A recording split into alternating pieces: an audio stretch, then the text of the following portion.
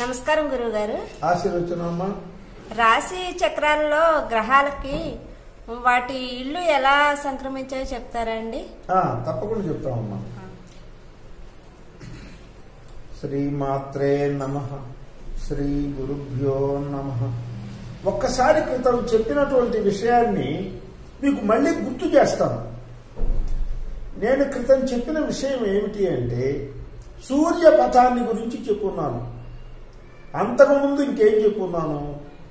ఆ విషయము సూర్యుడు తిరగడం లేదు, భూమి తన చుట్టూ తాను తిరుగుతూ సూర్యుని చుట్టూ తిరుగుతూ ఉన్నది.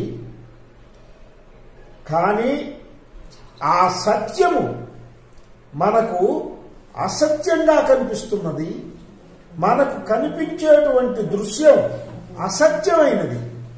ఏమిటి అంటే ఆ దృశ్యము భూమి తిరుగుటలేదు, సూర్యుడు మటుకే తిరుగుతూ ఉన్నాడు అని. ఇక్కడే ఇంకొక విషయాన్ని మీకు ముందు జ్ఞప్తి చేస్తున్నాను. సూర్యోదయ సమయంలో మనం గనక తూర్పు వైపును గనక చూస్తే సూర్యుని పయనము సమ్ ఎక్స్టెంట్ వరకు వెళుతుంది. మళ్ళీ అక్కడ నుండి దక్షిణము వైపు నుండి మళ్ళీ ఉత్తరానికి వెళుతుంది, మళ్ళీ ఉత్తరం నుండి దక్షిణానికి వెళుతుంది.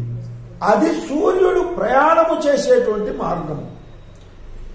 భూమి గుండ్రంగా ఉన్నది కనుక, భూమి చుట్టూ సూర్యుడు తిరుగుతున్నాడు కనుక సూర్యుడు పయనించేటువంటి మార్గము కూడా గుండ్రంగానే ఉంటుంది. అది వృత్తాకారములో సూర్యుడు తిరుగుతున్నట్టు మనకు కనిపిస్తుంది. ఆ వృత్తాకారంలో 360 డిగ్రీలు ఉంటాయని చెప్పుకున్నాం. ఏ వృత్తంలోనైనా 360 డిగ్రీలు ఉంటాయి కదా, అది సహజం కదా. వృత్తంలో 360 డిగ్రీలు. వృత్తములో మనం ఈ 12 రాసులను విభజించే చెప్పడం అర్థం చేసుకోవడం కష్టం కాబట్టి ఆ వృత్తాకార చక్రాన్ని నలచంద్రంగా వేశాం. అవగాహన కొరకు మాత్రమే ఇది వృత్తాకారంగా ఉండవలసిన చక్రం. ఈ చక్రాన్ని మనం ఎప్పుడైనా మీరు ఇందానికి అడిగారు పంచాంగం ఏమిటి, పంచాంగం అని చెప్పేటప్పుడు పంచాంగం చూసినప్పుడు ముందు ఈ గ్రహముల యొక్క సంబంధించిన చక్రాన్ని దీన్ని రాశి చక్రము అని భచక్రము అని అంటారు. ఇప్పుడు నేను మీకు చెప్పబోయేది ఏంటి అంటే ఈ గ్రహ సామ్రాజ్యం ఏమిటి, దీనికి రాజు ఎవరు, మంత్రులు ఎవరు, ఎలా ఉన్నారు, ఎవరెవరికి ఏ గ్రహాలకు ఏ ఇళ్ళు ఇవ్వబడ్డాయి అని చెప్తారు. కరెక్ట్గా చెప్పాలి అంటే గ్రహము అని చెప్పాలా, అట్లా చెప్పను నేను. మీ అర్థం కావడం కొరకు రవిని ఆయన అంటాను, ఒక్కో చోట చంద్రుణ్ణి ఆమె అంటాను. అది మీరు గ్రహాన్ని గ్రహం అని చెప్పకుండా ఎందుకు చెప్తున్నారు అని పక్కకు ఆలోచించకండి. నేను చెప్పినట్టు చెప్తే మీకు అవగాహన కావడం సులభం. మీ అవగాహన కొరకే ఇట్లా చెప్తూ ఉన్నాను. గ్రహ సామ్రాజ్యాన్ని అన్ని గ్రహాలకు ఇచ్చేటప్పుడు బ్రహ్మదేవుడు ఏం చేశాడంటే రాజుగా రవిని పెట్టాడు. ఏవయ్యా నీకు ఈ రాజ్యం ఇచ్చేస్తున్నాను, నువ్వు పరిపాలించుకోవయ్యా అన్నాడు. ఆయన శిరస్సు వంచాడు, ఒప్పుకున్నాడు. సరే ఇంకా ఆయన ఇష్టం, నీ ఇష్టమే, ఎవరిని పెళ్లి చేసుకుంటావు అంటే ఆమె చంద్రుడు పౌర్ణమి రోజు చాలా అందంగా ఉన్నాడు కాబట్టి, కళగా ఉన్నాడు కాబట్టి నేను ఆమెను భారీగా ఉంచుకుంటానులేమన్నాడు. సరే ఇక్కడ ఈ గ్రహ సామ్రాజ్యంలో 12 రాసులు ఎలా వచ్చాయో 12 భాగాలు ఎలా వచ్చాయో కూడా క్రితం చెప్పాను నేను. సూర్యుడు పయనించేటువంటి ఈ మార్గములో ఉండేటువంటి నక్షత్రాలను, నక్షత్రము అంటే ఒకటే అనుకుంటున్నారు, అది పొరపాటు. దాన్ని తారక అనాల. ఈ గుండ్రంగా ఉండేటువంటి, గుండ్రంగా సూర్యుడు పయనించినట్టు మనకు కనిపించేటువంటి ఆ వృత్తాకారాన్ని 360 డిగ్రీలు కనుక 27 నక్షత్రాల గుంపును మాత్రమే మనం ఏర్పాటు చేసుకొని ఆ మార్గములో ఉండే 27 నక్షత్రాలని మనం అశ్వన్యాదిగా చెప్పుకున్నాము అని కూడా చెప్పాను.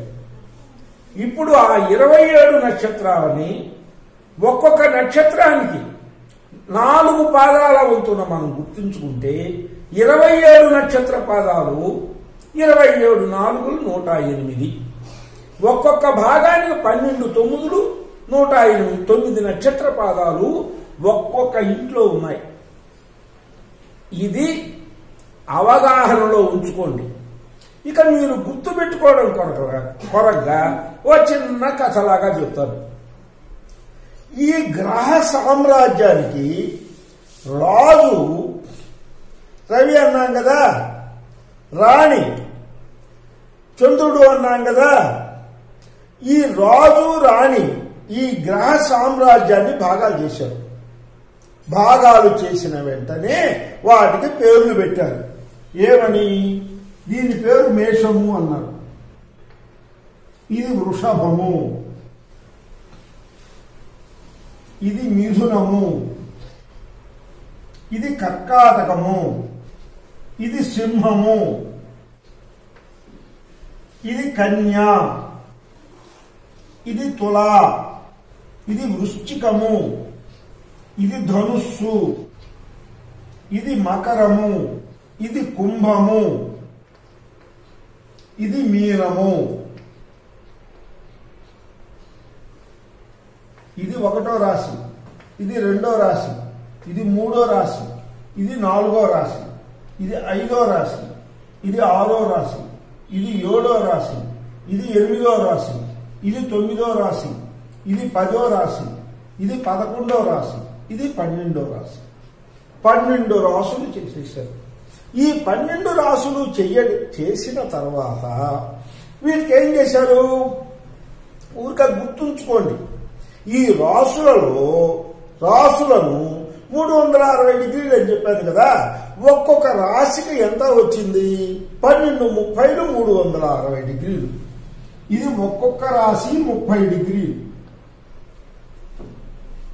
ఇది 30, ఇది 60 డిగ్రీ. 1 నుంచి లెక్కిస్తే 330 డిగ్రీలు.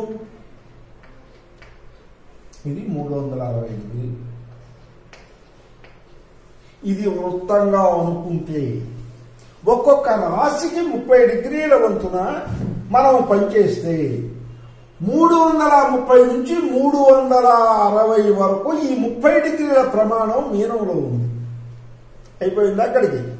దీన్ని ఏం చేయాలి? మనం 27 నక్షత్రాలను ఇక్కడే ఉంచాల్సి వచ్చింది. 27ను 360 చేత భాగిస్తే ఇబ్బంది. ఒక్కొక్క నక్షత్రానికి సూక్ష్మ పరిశీలన వచ్చినప్పుడు మనము ఒక నక్షత్రానికి పాదాలు కావాలి. పాదము అంటే భాగము అని. ఏ నక్షత్రం ఎన్నో పాదంలో ఉందో తెలియాలంటే మనకి నక్షత్రాన్ని భాగాలు చేసుకోవాల్సిందే. 27 నక్షత్రాలని ఒక్కొక్క నక్షత్రాన్ని 4 భాగాలు చేస్తే 108 నక్షత్ర పాదాలు వచ్చాయి. 108 నక్షత్ర పాదాలని 12 రాసులకు భాగిస్తే ఒక్కొక్క రాశికి 9 నక్షత్ర పాదాలు వచ్చాయి.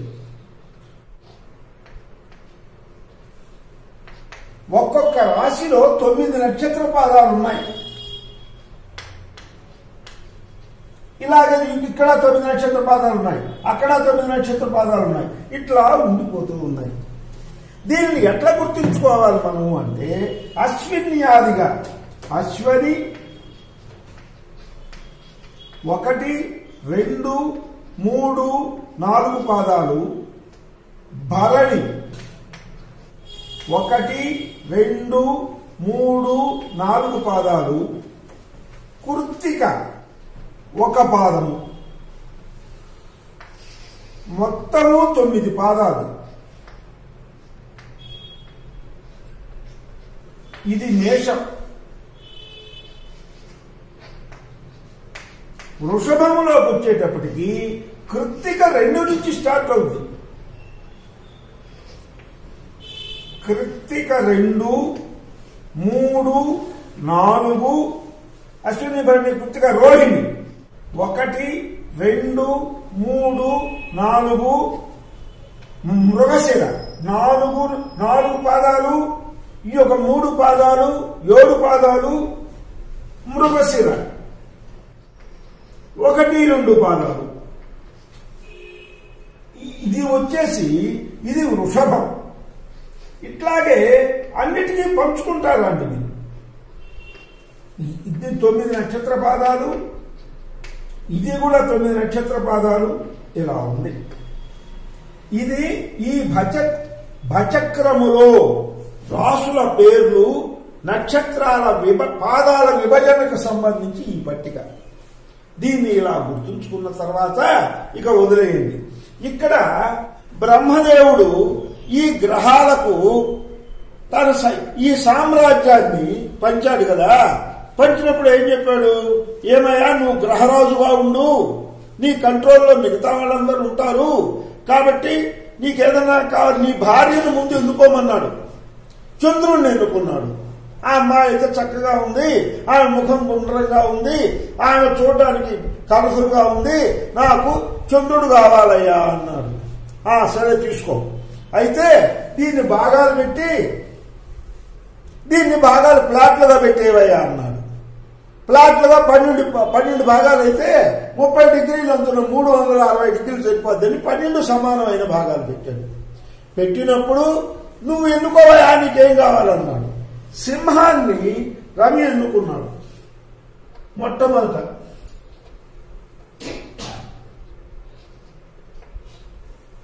ఎన్నుకున్న మాట, నీ భార్యకి ఏం ప్లాట్ ఇస్తావంటే పైన ఉండే ఆ ప్లాట్ లో ఉంటుంది ఆమె అని అన్నాడు. సింహము రవిది, కర్కాటకము చంద్రుడిది. ఈయన గ్రహరాజు, ఈయన భార్య ఆమె. అవతల నవగ్రహాలన్నీ ఒకదాని మీద ఒకటి పోవడానికి పోయి తాము ఈ రాశి చక్రములో చోటు తీసుకుందాం అనుకున్నది. దీని పేరు రాశి చక్రము అంటారు, లేదా భచక్రము అంటారు.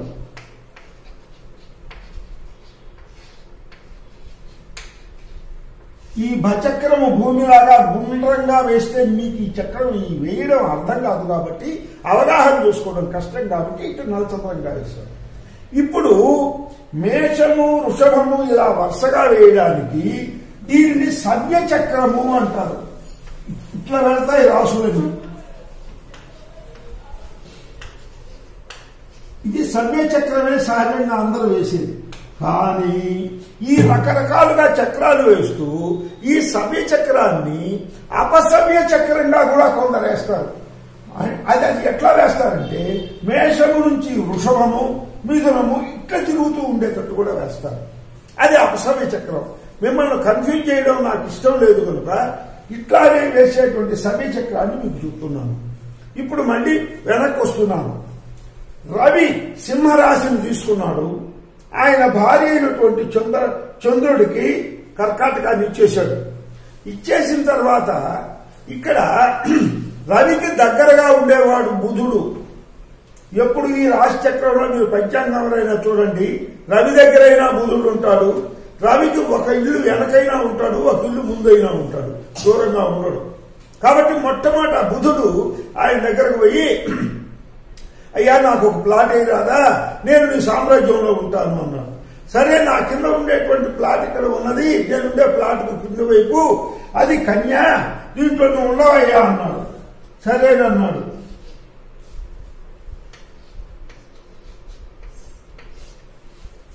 ఈయన ఇంతటితో ఈ బుధుడు ఉండకుండా మళ్ళీ చంద్రుడి దగ్గరికి పోయినాడు.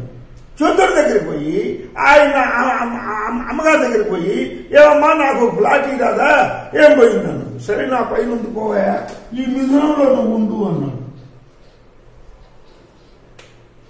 బుధుడికి 2 ప్లాట్లు వచ్చినాయి, కన్యా ఒకటి, మిథునం ఒకటి. తర్వాత శుక్రుడు పోయాడు. శుక్రుడు పోయి రాజు దగ్గరికి పోయి అడిగేటప్పటికి, బుధుడికి ప్లాట్ ఇచ్చున్నానయ్యా, దాని పక్కనే ప్లాట్ ఉంది, అక్కడికి వెళ్ళమని చెప్పాడు. కన్యకు పక్కన ఉండేటువంటిది తుల కాబట్టి శుక్రుడు ఇక్కడ వచ్చి చేరాడు. మళ్ళీ అమ్మగారి దగ్గరికి పోయాడు. బుధుడికి ప్లాట్ ఇచ్చున్నాను, దాని పక్కనే ఉండిపోయా నువ్వు అన్నాడు. అలా శుక్రుడు ఇక్కడికి వచ్చాడు. ఇప్పుడు కుజుడు వచ్చి మళ్ళీ అడిగాడు రాజును, సరే శుక్రుడి పక్కన ఉండిపోయా అన్నాడు. అది వృశ్చికమైంది. ఇక్కడ కుజుడు ఉన్నాడు. అట్లే అమ్మగారిని అడిగితే శుక్రుడి పక్కన ఒక ప్లాట్ ఉంది తీసుకోపోమన్నాడు. ఈ మేషము కుజుడు, అవతల దేవతల గురువు అయినటువంటి గురువు బృహస్పతి గురువు అని అంటారు ఆయన. ఆ గురువు వెళ్ళి అడిగేటప్పటికి పక్కనే ఉండలేదా, ఇంకో ప్లాట్ అక్కడికి వెళ్ళవయ్యా అన్నాడు. వృశ్చికం పక్కన ధనుస్సు ఉంది, ధనుస్సు ఒకటి, మీనం దీని పక్కన కుజుడు దాని పక్కనే ఉండేది ఒకటి. ఇక తర్వాత శని వెళ్ళాడు. అందరికీ 2 ప్లాట్లు ఇస్తున్నారు, నన్ను మీరు గుర్తించడం లేదు, నాకు ఒక 2 ప్లాట్లు ఇవ్వండి అన్నాడు. మిగిలిన ప్లాట్లు నువ్వే తీసుకోపోవాయి అన్నాడు. మిగిలిన ప్లాట్లు 2 తీసుకోమంటే ఈ 2 ఇక్కడికి వచ్చేసింది శనికి. అయిందా? ఇప్పుడు పోర్ట్ఫోలియోస్గా ఇవ్వడానికి మొదలు పెట్టాడు. పోర్ట్ఫోలియోస్ కావాలి కదా, ఎవరు ఏం పని చేయాలా ఈ సామ్రాజ్యాన్ని ఫలించాలంటే. అప్పుడు బుధుడికి ఏమిటంటే ఒక పని ఏం పని చెప్పాయంటే వ్యాపారం, లావాదేవీలు ఇవన్నీ చూసుకోవడం, వ్యాపారం చేయడం, రాజ్యాన్ని చూసుకోవాలని బుధుడికి వ్యాపార శాఖ ఇచ్చాడు.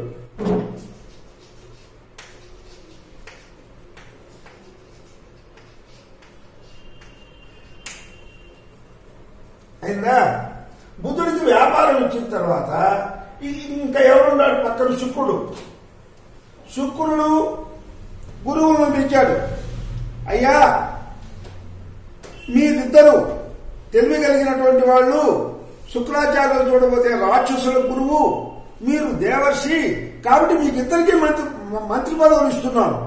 కాబట్టి గురు శుక్రులు ఇద్దరికీ కూడా మంత్రి పదవులు ఇచ్చాడు. గురు శుక్రులకు మంత్రి పదవులు ఇచ్చాడు. ఇది ఇచ్చిన తర్వాత ఈ కుజుడు పిల్లవాడు చాలా చురుగ్గా ఉన్నాడు. ముఖము శరీరం అంతా ఎర్రగా ఉంది, ఉద్రేకపూరితంగా వచ్చాడు. నా దగ్గరికి వచ్చేటప్పటికి, అరే అబ్బాయి, నువ్వు సైన్యాధ్యక్షుడి పదవిగా నువ్వు ఉంటే బాగుంటుందిరా, కాబట్టి నువ్వు సైన్యాధిపక్ష పదవి తీసుకోపోరా అన్నాడు. కుజుడు సైన్యాధిపతి. ఇక్కడ గురువు ఈ రెండింటికి అధిపతి. మీనానికి ధనుస్సుకు అధిపతి అయిన గురువు, వృషభానికి తులకు అధిపతి అయిన శుక్రుడు, వీళ్ళిద్దరూ మంత్రులయ్యారు. బుధుడు వ్యాపారవేత్త అయ్యాడు. కుజుడు సైన్యాధిపతి అయిపోయినాడు. ఇంకా మిగిలింది ఒక్కడే శని. శని పిలిచి, అయ్యా, ఇప్పుడు వచ్చేసేసి మీరు ఏం చేస్తారు అంటే సేవకులు కావాలి కదా, ఈ సేవకులందరికీ కూడా మీరు ఆ అధిపతిగా ఉండండి. సేవకులకు అధిపతిగా నీవు ఉన్నావు కాబట్టి నీవు ప్రతిపక్షాన్ని కూడా నీవే పరిపాలించమన్నాడు. సరేనన్నాడు ఈయన. ఈయన సేవకులందరూ కూడా శనిని సేవకులకు అధిపతిగా చేశారు. రవి రాజు,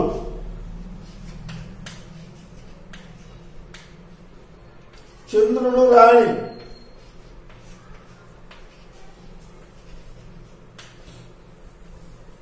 ఒకటి, 2, 3, 4, 5, 6, 7 మంది 7 గ్రహాలు, వస్తు గ్రహాలు 7 మంది ఇక్కడికి వచ్చేశారు.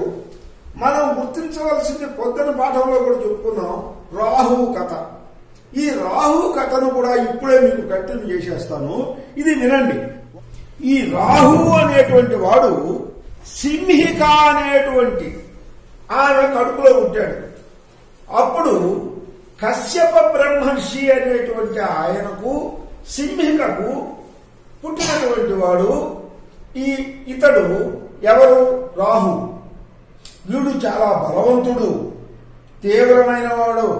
ఎవరిని ఎలా బలవంతుడో నిశ్చయించాలంటే ఒక్కొక్క రాశిలో వాడు ఉండే కాలాన్ని, సంచరించే కాలాన్ని బట్టి బలవంగా ఉండాలి. కథలు ఎందుకని చెప్పారు అంటే కథల రూపంలో అయితే మీకు గుర్తుంటది అని. ఇట్లా నేను కథ చెప్పకుండా కానీ చెప్తే సింహం రవిదయ్య, కర్కాటకం వచ్చేసి ఆయనదయ్యా చంద్రుడిదయ్యా ఇట్లా చెప్తే గుర్తుండదు. వాళ్ళు పరిపాలించేటువంటి తీరు కూడా అదే. కార్మిక నాయకుడుగా ఉండేటువంటి వాడు శని. ఇక మనం రాహు దగ్గరికి వెళ్తున్నాం. సింహికకు కశ్యప బ్రహ్మర్షికి పుట్టినటువంటి వాడు రాహు. వీడు చాలా తీవ్రమైన వాడు. ఒక్కొక్క ఇంట్లో 1.5 సంవత్సరం ఉంటాడు. వీడు చాలా ఉద్వేగవంతుడు. క్షీరసాగర మదనం అప్పుడు అమృతం పుడితే చిలికిన వాళ్ళు దేవతలు రాక్షసులు కనుక రాక్షసులకు పంచకుండా అమృతము మొత్తాన్ని దేవతలకు పంచాలా అని వాళ్ళ ఉద్దేశం. కారణం ఎందుకు పంచకూడదు అనుకున్నారు? రాక్షసులు దుర్మార్గులు. వాళ్ళు కనుక ఎక్కువ కాలం కానీ బ్రతికితే ప్రపంచమే ఉండదు. కాబట్టి దేవతలు సాత్వికులు, దేవతలు మటుకే తిందాం అనుకున్నారు. అప్పుడు అది ఎట్లా వీలవుద్ది? వాళ్ళు ఒప్పుకోరు కదా. అప్పుడు విష్ణుదేవుడి దగ్గరకు పోయి దేవతలందరూ కలిసి ఆయన్ను ప్రార్థించారు. అయ్యా, మీరు ఏమా చేస్తారో మాకు తెలీదు. మీరు అమృత భాండాన్ని చేతబెట్టుకొని దాన్ని దేవతలకు మాత్రమే వచ్చేటట్టు చెయ్యండి అన్నారు. సరే, నేను వస్తున్నా పని. ఆయన మోహిని అవతారం ఎత్తాడు. ఆ మోహిని అవతారం ఎత్తి అమృత భాండాన్ని చంకలో ఇలా పెట్టుకొని 2 వరుసలుగా కూర్చోండి అయ్యా అన్నాడు. 2 వరుసలు కూర్చోబెట్టిన తర్వాత అప్పుడు ఏం చేస్తున్నాడు? రాక్షసుల వైపు అనురాగపూరితంగాను ఆకర్షణగాను చూస్తూ నవ్వుతూ కిలకిల నవ్వుతూ ఆ గరిటితో దేవతలందరికీ ఒక్కొక్క గరిట వేసుకొని పోతున్నాడు. చివరి అయిపోతూ ఉంది. ఇది రాహువు గమనించాడు. రాహువు పెద్ద మోసం జరిగిపోతుంది, అమృతం కాస్త అయిపోతుందని గుట్టుగా వెళ్లి దేవతల వరుసలో కూర్చున్నాడు.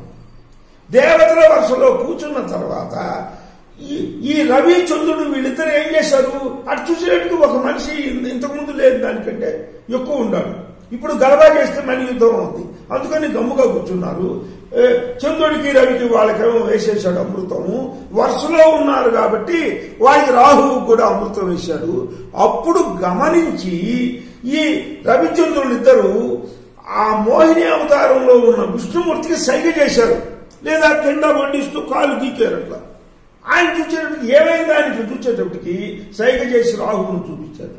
ఓహో, రాక్షసుడు ఈ వేషం వేసుకొని వచ్చాడు కదా అని విష్ణుమూర్తి, మోహిని అవతారంలో ఉండేటువంటి విష్ణుమూర్తి గుర్తించాడు.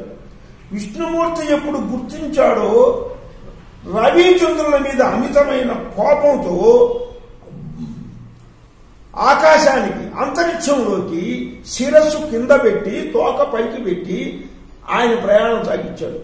సాగడంలో వెంటనే వేగంగా విష్ణుమూర్తి వచ్చి సుదర్శన చక్రాన్ని పంపితే అప్పటికే అతడు అమృతం తాగి ఉండి కఠిన కంఠం వరకు వెళ్లి ఉన్నది కాబట్టి ఏమీ చెయ్యలేని చోట్లో విషజ్వాలలన్నీ కట్టాడు. కానీ ఈ విషజ్వాలలో సుదర్శన చక్రం ఏమీ లెక్క పెట్టలేదు, వాడి తల నరికేసింది. కాబట్టి రాహువు అమృతాన్ని తాగాడు. శిరస్సు నుంచి కింద ఉండేటువంటి భాగానికి అమృతం వెళ్ళలేదు. కానీ ఆయన యొక్క తోకే కాబట్టి తలను తోకను మొండెంగా తీసుకేసుకొని మొండాన్ని మనం కేతువు అని పేరు పెట్టాము. పై తలకు తాగినటువంటి దాన్ని మటుకు రాహువు అనుకున్నాం. ఇప్పుడు రాహు కేతువులు సర్పాకారంలో ఉన్నారు. ఎందుకు చెప్తున్నాను అంటే ఇది ఇక్కడ రాహు కేతువులకు లేదు చోటు. మరి ఎట్లా వస్తున్నారు?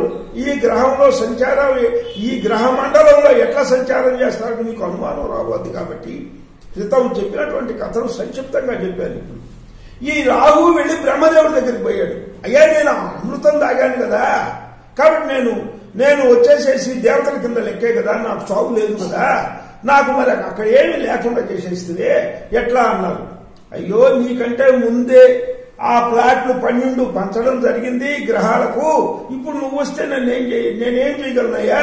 ఇకపోతే నక్షత్రాలు మటుకు నీకు పంచిస్తాను, నీ నక్షత్రాలు నువ్వు తీసుకో, దీనికి ముందు మొట్టమొదటి నేను చేయగలిగింది ఇది అని చెప్పి శతభిషాన్ని, ఆరుద్రను, స్వాతి నక్షత్రాన్ని, ఈ 3 నక్షత్రాలను రాహుకి ఇచ్చేశారు.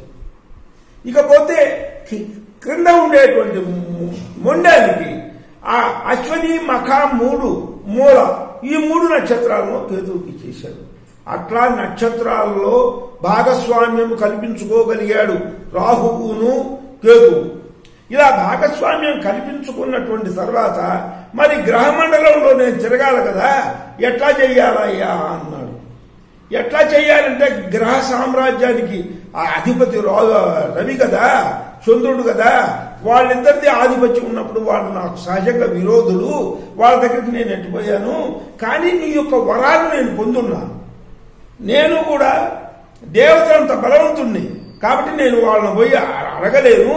కాబట్టి నన్ను ఏం చేయమంటావు అని మూర్ఖంగా ఇట్లా తల ఉంచి ఆ రవి వైపు ఆ చంద్రుడి వైపు చూశాడట.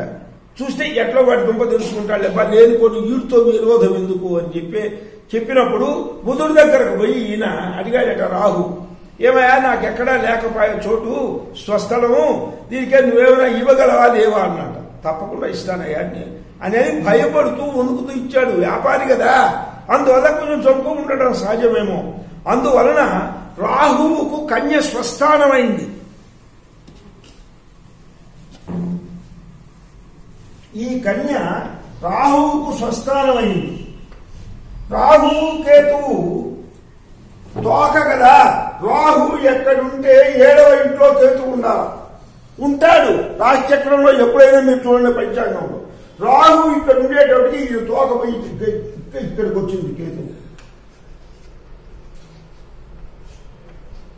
ఇవి స్వస్థానం రాహువుకు కన్య. రాహువుకు కన్య స్వస్థానం అయితే ఇప్పుడు అందరికీ ఉచ్చక్షేత్రాలు ఉన్నాయి. వీడికి ఉచ్చక్షేత్రాలు కావాలి. బుధుడి పక్క శుక్రుడు ఉన్నాడు. శుక్రుడి దగ్గరికి పోయి అడిగాడు, అయ్యా నాకు ఉచ్చక్షేత్రం కావాలా, నువ్వు ఇస్తావా ఇనవా ఇవ్వవా?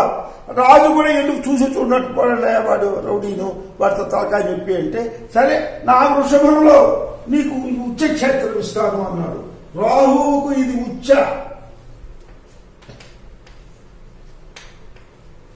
అట్లాగే దానికి 7వ ఇంట్లో ఉండేటువంటి కేతువుకు ఇది ఉచ్చ. ఉచ్చ క్షేత్రాలు నీచ క్షేత్రాలు గుర్తు పెట్టుకోవాలా అంటే ఒకటే మార్గం. ప్రతి ఉచ్చ క్షేత్రానికి 7వ క్షేత్రం నీచ. రాహువుకు అది ఉచ్చ అయితే కేతువుకు నీచ. కేతువు ఇక్కడ ఉన్నప్పుడు అట్లాగే ఇంకా కేతువుకి ఇది ఉచ్చ. ఇట్లా రాహువు కేతువులకు కూడా స్థలాలు ఏర్పడ్డాయి, నక్షత్రాలు ఏర్పడ్డాయి, అలాగే రాసుల్లో కూడా ఏర్పడ్డాయి. ఇక్కడ తిరగడానికి వచ్చేటప్పటికీ సంచారం కావాలి కదా. సంచారంలో వచ్చేటప్పటికి శని ఒప్పుకోలేదు. నా రాసులలో రాహువు తిరగడానికి వీల్లేదు అని బ్రహ్మకు చెప్పేశాడు. అప్పుడు రవి ఏం చెప్పాడు అంటే, అయ్యా బ్రహ్మతో వరాలు పొందొచ్చాడు, వాడికి ఏముంది నీ రాసుల్లో మటుకు తిరిగితే నీకు ఇబ్బంది ఏమి అని అడిగినాడు శని. శని ఏం చెప్పాడంటే మూర్ఖంగా మొరటు పట్టుబట్టి వాడు నా రాసులలో తిరగడానికి లేదు, రాహువు నా రాసులలో తిరిగేటువంటి అవకాశం నేను ఇవ్వను. ఒకవేళ రాహువు నా రాసులలో మకర కుంభాలలో తిరిగినప్పటికీ కూడా వాడి లక్షణాలన్నీ నా శని లక్షణాలు ఉండాల్సిందే. మిగతా రాశుల్లో తిరిగేటప్పుడు ఏ రాశులైతే ఉంటాడో ఆ రాశినాథుడు లక్షణాలు కలిగి ఉంటాడు. వాళ్ళ మహర్దశల అంతర్దశల్లో కూడా అయ్యే కలిగి ఉంటాడు. శని దగ్గరకు వచ్చేటువంటి శని మహర్దశలో రాహు అంతర్దశ కానీ, రాహు మహర్దశలో శని అంతర్దశ కానీ కేవలం శని యొక్క ఫలితాలు ఇస్తూ ఉంటారు. కాబట్టి రాహువు కంటే చాలా బలవంతుడు శని. ఇవన్నీ ఎట్లా వచ్చాయి అంటే ఈ సంచారం చేసేటువంటి కాలాన్ని బట్టి వచ్చినాయని నేను అనుకుంటున్నాను. ఇది నా వ్యక్తిగత ఆలోచన. ఒక్కొక్క ఇంట్లో ఒక్కొక్క గ్రహము ఉండే టైము. రవి అనుకోండి ఒక రాశిలో ఒక నెల ఉంటాడు. ఇక రవి చంద్రుడు అనుకోండి ఒక రాశిలో 2.5 రోజులు ఉంటాడు, అంతకంటే ఎక్కువ ఉండలేడు. మళ్ళీ పక్క రాశికి వెళ్ళిపోవాల్సిందే. ఇక బుధుడు మాసం ఉంటాడు, 1.5 మాసము 2 రోజులు. ఆ గ్రహానికి వక్రమనే ఉన్నా గాని ఇట్లా 1-2 మాసాల్లో ఇటు తేడా ఉంటాడు. బుధుడు పోయిన తర్వాత కుజుడి పరిస్థితి కూడా 2-2.5 3 మాసాల లోపలనే. సహజంగా చెప్పేటప్పుడు 3 మాసాలు చెప్తాడు. ఒక్కొక్కసారి అతిచారం వచ్చేటప్పుడు 3-3.5 నెలలు కూడా ఉంటాడు. క్రితంలో ఎక్కడన్నా వక్రం జరుగుంటే అలా 3-3.5 నెలలు కూడా ఉంటాడు. శుక్రుడిది కూడా అదే పరిస్థితి. ఇకపోతే గురువు ఒక్కొక్క రాశిలో ఒక్కొక్క సంవత్సరం ఉంటాడు. గురువు ఒక సంవత్సరం ఉంటే శని ఒక్కొక్క రాశిలో 2.5 సంవత్సరం ఉంటాడు. అందువల్ల ఈ 2 రాశులు ఒకదాని పక్కన శని కుంభాలు 2 వచ్చినాయి కనుక ఈ 2 రాశుల్లో వాడు సొంత రాశుల్లో తిరిగేటప్పటికి 5 ఏళ్లు పడుతుంది. 5 సంవత్సరాలు వాడు చాలా బలంగా ఉంటాడు తన 2 రాశుల్లో కలిగేటప్పటికి. రాహు ఎంతకాలం ఉంటాడు ఒక్కొక్క రాశిలో? 1.5 నెల ఉంటాడు, 1.5 సంవత్సరం ఉంటాడు. 2 కంటే 1.5 సంవత్సరం, 2.5 కంటే 1.5 సంవత్సరం తక్కువ కదా. అందువలన శని బలవంతుడు రాహు కంటేను అని చెప్తారు. ఇంకా ఇవి 2 ఛాయాగ్రహాలు. ఛాయ అంటే నీడలు. నీడలు మన పాశ్చాత్యుల కంటే మన మహర్షులు ఎంత గొప్పవాళ్ళు అంటే వెలుతురిచ్చేటువంటి కాంతికే కాదు, నీడ కూడా కాంతి కిరణాలను ప్రసాదిస్తుంది. కాబట్టి నీడలు కూడా కొన్ని ఫలితాలు ఇస్తాయి. రాహుకేతువులు నీడలు అని మీరు తోసేయవలసిన అవసరం లేదని మహర్దశా కాలాలలో 18 సంవత్సరాలు రాహు మహర్దశకి ఇచ్చాడు. కేతువుకు 7 సంవత్సరాలు ఇచ్చాడు. మొత్తం 25 సంవత్సరాల కాలం రాహుకేతువులకు ఉండిపోయిందంట. కాబట్టి ఛాయాగ్రహం వాడేం చేస్తాడు ఏమిటి అనుకోవకండి. కాలసర్పదోషం చేసేటువంటి వాళ్ళలో రాహుకేతువులే ముందు ముఖ్యం. ఇప్పుడు ఈ సంవత్సరం వచ్చేసి ఊరిక మీకు గుర్తు కొరకు చెప్తున్నాను. మిథునంలో రాహు వచ్చున్నాడు, కేతువు ధనుసులో ఉన్నాడు. రాహు నుండి కేతువుకు అన్ని గ్రహాలు ఉన్నాయి. రాహు తల అన్నాను, కేతువు తోక అన్నాను. గ్రహాలన్నీ ఈ లోపలనే ఉన్నాయి. ఎక్కడ? మేషములోను, మిథునములోను, ఇకపోతే ఈ కుంభములోను, మీనములోను, మకరములోను, ధనుసులోను. ఇలా ఇక్కడ నుండి ఇక్కడి వరకు ఉండేటప్పుడు ఈ రాశి చక్రములో ఇక్కడ రాహు ఉన్నాడు అనుకోండి, ఇక్కడ కేతు ఉన్నాడు అనుకోండి,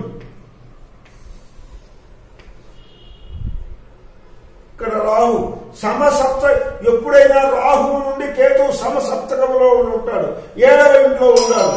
ఇది తల అనుకోండి, ఇది తల, ఇది తోక. వీడు అపసమయంలో తిరుగుతాడు, ఈ వైపుకు తిరుగుతాడు రాహు. ఇది వీడి గమనం. ఈ గ్రహాలన్నీ ఇట్లు తిరుగుతాయి. ఈ తల నుండి తోక లోపల ఉండేటువంటి 12 ఏళ్లలో గ్రహచార జరుగుతుంది. కాబట్టి దీనిని కాలసర్పదోషము అంటారు. తల నుండి తోక వరకు. ఇది ఇక్కడి నుంచి తోక ఇట్లా వస్తుంది, మళ్ళీ ఇట్లా పోతుంది. నోటికి దగ్గరగా తిరుగుతుంటాయి ఈ గ్రహాలన్నీ. 7 గ్రహాలు ఇక్కడ ఉన్నాయి కాబట్టి వీటన్నింటిలోనూ ఇది సవ్యకాల సర్పదోషము అంటారు. ఇది చాలా బలమైంది. ఒక్కొక్కసారి కాలగమనంలో తోక నుంచి తలవైపు ఉంటాయి గ్రహాలు 7. అది బలమైన కాల సర్పయోగము కాదు, అపసవ్య కాల సర్పదోషం అంటారు. దాని గురించి భయపడాల్సినటువంటి అవసరం లేదు. 7 గ్రహాలు ఇక్కడ ఉంటేనే కాల సర్పదోషం అవుతుంది. అవతల ఏప్రిల్ 5వ తేదీ ఏమో చంద్రుడు ఇక్కడి నుంచి కర్కాటకానికి వస్తాడు. మిగతా గ్రహాలు ఉన్నా కానీ ఈ 24వ తేదీ నుంచి 5వ తేదీ వరకే మనకు కాలసర్పదోషంగా పరిగణించాల్సి వస్తుంది. ఈ కాలసర్పదోషం కూడా శని మకరంలో స్వస్థానంలో బలంగా ఉన్నాడు కాబట్టి ఈ కాలసర్పదోషం కూడా పనిచేయదు. ఇప్పుడు ఈ గ్రహ సామ్రాజ్యంలో ఎవరెవరు ఏ ఇంటికి ప్రభువు, రాహుకేతువులకు కూడా ఏ ఇళ్ళు సొంత ఇళ్ళు, ఏ ఇళ్ళు ఉచ్చ ఇళ్ళు అనేటువంటివి కూడా మనకి ఈ పాఠంలో సమగ్రంగా అన్ని కలిపి చెప్పాను. తర్వాత ఈ డిగ్రీలు ఎట్లా పంచబడ్డాయి అనేది ఈ బోర్డు మీద చెప్పాను. ఇది ఒక అవకాశం ఈ వేళ బోర్డు దగ్గర వచ్చింది కాబట్టి ఇంత మ్యాటర్ని రివ్యూ చేయగలిగాను. దీన్ని మీరు నోట్స్లో అయినా ఎక్కించుకోండి. 1కి 2 సార్లు ధారణ చేయండి. ధారణ చేయడము అనేటువంటిది అవసరం. ఇప్పుడు మేము చెప్పబోయేటువంటి జ్యోతిష పాఠాలన్నీ కూడా ఒక్కటి గుర్తుంచుకోండి. మీరు విషయాన్ని మీకు తెలియజేయడం కొరకే. ఇంతలోనే మీరు జ్యోతిష పండితులు అయిపోతారని నేను చెప్పడం లేదు. మిమ్మల్ని జ్యోతిష శాస్త్ర నిపుణులు చేయడానికి కానీ జ్యోతిష శాస్త్రజ్ఞులకు కానీ ఈ పాఠాలు ఇవి తయారు చేస్తాయని లేదు. అనవరతమైన కృషి కావాలి మీకు. ఇవన్నీ గుర్తుపెట్టుకోవాలి. జ్యోతిష సంబంధమైనటువంటి పుస్తకాలు చదవాలంటే మీకు ఈ రాసుల పేరు తెలియాలా, గ్రహాలు తెలియాలా, ఫలాని అన్ని సంకేతప్రాయంగా వాళ్ళు చెప్తారు. వీటిల్లో ముఖ్యమైనటువంటిది వరాహమిహిరుని యొక్క బృహజ్జాతకము అనేటువంటిది. ఆయన మళ్ళీ లఘుజాతకం అని రాశాడు. దాన్ని మీరు తీసుకొని పఠించండి. ప్రతిపదార్థంతో ఉండే పుస్తకాలు కూడా ఈవేళ మార్కెట్లో ఉన్నాయి. దాన్ని మీరు గ్రహించగలిగితే ఆ మిహిరాచార్యుడు చేసినటువంటి ఆ కృషి ఎంత కృషో చెప్పలేను. అదే నేను రాహుకేతువుల కథ చెప్పేటప్పుడు చెప్పాను. ఆయనకు వరాహమిహిరుడు అనేటువంటి పేరు ఎందుకు వచ్చిందంటే రాజు కొడుకును జ్యోతిష్కులందరూ పిలిచి అడిగాడు, ఏమయ్యా వీడి జాతకం పుట్టాడు, వీడి కథ ఏందని. ఆయన ఏం చెప్పాడు, వీడికి 6వ సంవత్సరం వచ్చేటప్పుడు పంది చేత చావు పడతాడయ్యా అన్నాడు. రాజు కొడుకేంది పందితో చావడం ఏంది, ఈయన ఎక్కడి కథలు అక్కడ అన్నాను. 6వ 7ప్పుడు ఏం చేశారు, ఆ బర్త్డే ఫంక్షన్ కి అందరూ తలా ఒక వస్తువు ప్రజెంటేషన్ ఇస్తే ఆ ప్రజెంటేషన్ లో ఒక పంది బొమ్మ వచ్చింది, వెండి పంది బొమ్మ. ఆ పంది బొమ్మ అన్ని ఇక్కడ ప్రజెంటేషన్ టేబుల్ మీద పెడితే ఆ పంది బొమ్మ కింద పడ్డది. దాన్ని అందుకోవడానికి వీడు కింద పడ్డాడు. కింద పడేటప్పటికి పంది యొక్క కోర వీడికి గుచ్చుకుంది. ఆయన ఎట్లా జ్యోతిష్ శాస్త్రం చెప్పాడో మిహిరాచార్యుడు చెప్పింది ఖచ్చితమైంది. కాబట్టి ఈయనకు వరాహమిహిరుడు అని పేరు పెడతామని అక్కడి నుంచి వరాహమిహిరుడు అని పేరు వచ్చింది. అంతకుముందు ఆయన మిహిరాచార్యుడే. ఆయన రాశాడండి, చాలా గొప్ప పుస్తకం అది. మీరు ఒకసారి పఠించండి. బృహజ్జాతకం, లఘుజాతకమైనా పఠించండి. చాలా విషయాలు ఉన్నాయి. ఇంకా మంత్రేశ్వరుని యొక్క ఫలదీపిక ఉన్నది. అన్ని పుస్తకాలు చదవాల్సిందేనండి. మీకు జ్యోతిష పుస్తకాలు చదవడానికి కలిగినటువంటి జ్ఞానాన్ని ఈ అంశాల ద్వారా మేము అప్పుడప్పుడు చెప్పగలం, కానీ మిమ్మల్ని జ్యోతిష్ శాస్త్ర నిపుణులు చేయగలము అనేటువంటిది నేను చెప్పలేను. ఈ అవకాశం మంచి అవకాశం. ఈవేళ చాలా విషయాలను రివీల్ చేయగలిగాను. ప్రేక్షక మహాశయులకు అందరికీ, నాకంటే పెద్దవాళ్ళు కూడా ప్రేక్షకుల్లో ఉండవచ్చు, అందరికీ నమస్కారం చేసేసి సర్వే జనా సుఖినో భవంతు ఈ పాఠాన్ని ఇంతటితో ముగిస్తూ ఉన్నాను. నమస్కారం అయ్యా.